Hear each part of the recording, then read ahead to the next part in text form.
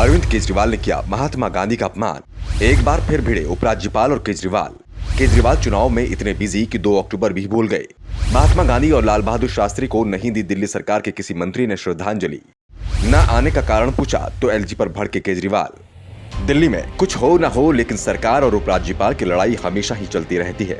दिल्ली में सीएम और एलजी की लड़ाई ज्यादा दिन तक शांत नहीं रह सकती, लेकिन इस बार केजरीवाल ने सारी सीमाओं को लांघते हुए ऐसा काम कर दिया जो आज तक किसी ने नहीं किया। हमेशा अपने अनोखे कारनामों की वजह से चर्चा में रहने वाले केजरीवाल इस बार महात्मा गांधी और लाल बहादुर शास्त्री की जयंती भूल गए। जी हाँ, सही सुना आपने इस हमेशा दूसरों को समझाने वाले और खुद को गांधी जी के नियमों पर चलने वाला बताने वाले केजरीवाल खुद ही महात्मा गांधी की उनकी जयंती पर भूल गए, जिसके बाद उपराज्यपाल सहित दिल्ली का पूरा विपक्ष आम आदमी पार्टी के ऊपर हमलावर हो गया। एलजी वीके सक्सेना ने दिल्ली के सीएम अरविंद केजरीवाल को पत्र लिखते हुए महात्मा गांधी और लाल बहादुर शास्त्री की जयंती के मौके पर न पहुंचने पर सवाल उठाए। एलजी का कहना है कि दिल्ली सरकार की मंजूरी के बाद ही लाल बहादुर शास्त्री और महात्मा गांधी स्मारक पर जयंती कार्यक्रम का आयोजन किया गया था, जिसमें राष्ट्रपति द्रौपदी मुर्मू, उपराष्ट्रपति जगदीप धनखड़, प्रधानमंत्री नरेंद्र मोदी सहित सभी लोगों ने पहुंचकर श्रद्धांजलि अर्पित की, लेकिन आप सीएम केजरीवाल अनुपस्थित रहे।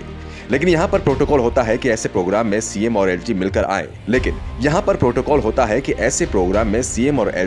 आए हुए अतिथियों का स्वागत करें, जिसके बाद से ही अन्य लोगों ने भी केजरीवाल पर सवाल उठाना शुरू कर दिया।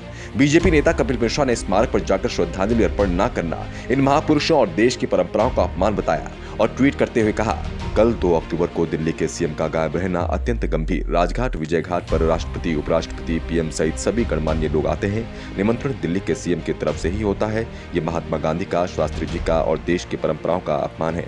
तो वहीं दिल्ली सरकार में डिप्टी सीएम मनीष सिसोदिया ने अपनी कमियों से पल्ला झाड़ते हुए बीजेपी पर ही सवाल उठाए। उन्होंने इस पूरे मामले को गुजरात के चुनाव से जोड़ते हुए कहा, अरविंद केजरीवाल के लिए उमड़े जनसैलाब और पीएम की रैली में खाली कुर्सियों के बाद ये लेटर लिखा गया है। इसके अलावा सिसोदिया ने ट्वीट कर लिखा है, अगर भाजपा वाले गांधी जी, शास्त्री जी के दिखाए रास्ते पर चलकर स्कूल बनवाते, किसानों के लिए कुछ करते तो ज्यादा अच्छा होता। गुजरात में अरविंद केजरीवाल जी के लिए उमड़े जनसैलाब और पीएम की रैली में खाली कुर्सियों के बाद ये लेटर लिखा गया है।